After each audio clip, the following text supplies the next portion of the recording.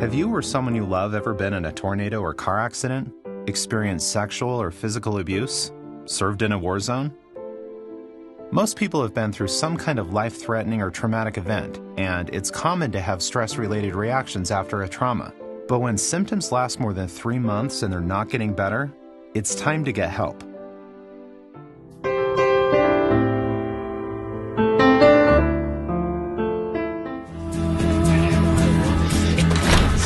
Please. Doctor Son? I can't believe I had to find food. Dr. Hunt.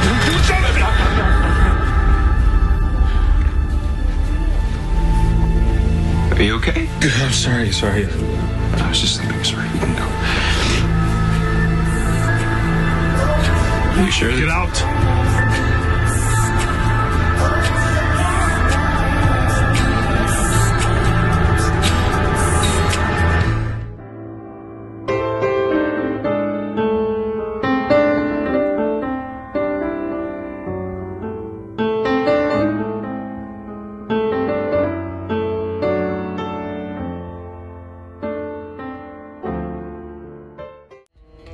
Though you try your best, you never find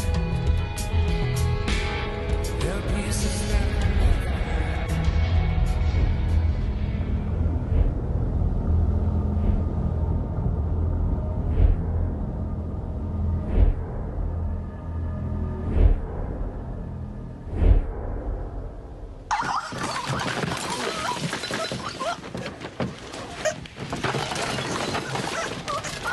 Everything okay? Christina! Owen!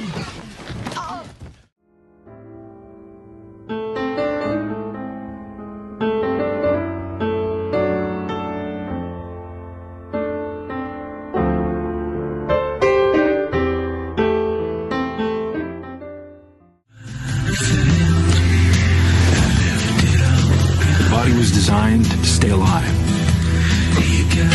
6 skulls, strong hearts, keen senses.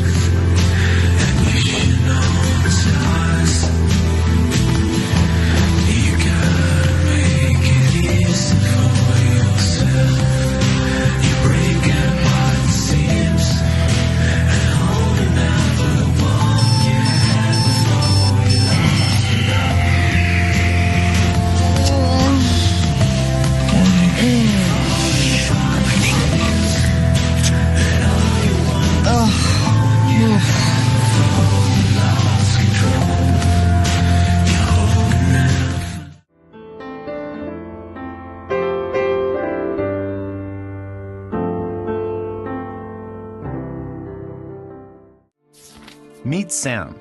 He recently returned from serving in Iraq. For many people, being in a crowded place like a baseball stadium or busy grocery store feels comfortable, but not for Sam. What should be a nice night out, taking his wife Tara to a restaurant, isn't fun for him anymore. He can only handle it if he sits with his back to the wall where he has a good view of the exits, and even then, he's too on edge to really enjoy it. At home, things aren't the way they used to be either. His sleep is restless at best, and some nights Tara isn't sure if Sam comes to bed at all. Sam seems to have a short fuse these days, and sometimes he snaps at Tara over tiny misunderstandings. What he and Tara never talk about is the trauma he experienced when he was deployed.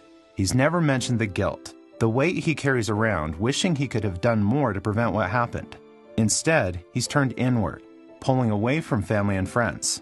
Tara tried to give him some space, but after months passing without change, she really started to worry. She was the one to finally say what they were both thinking: it's time to get help.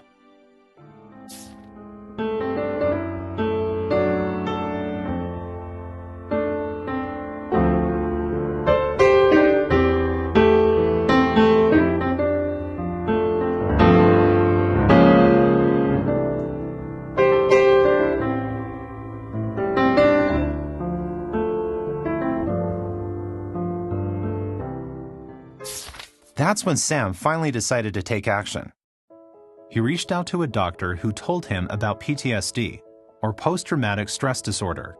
Sam's symptoms were getting in the way of enjoying his life: re-experiencing hyperarousal, feeling worse about yourself or the world, and avoidance are the 4 types of symptoms people with PTSD have. Sam's doctor explained each. The first is reliving the event, or re-experiencing. This is often an unwanted memory or even a flashback where you feel like you're right back in the situation again.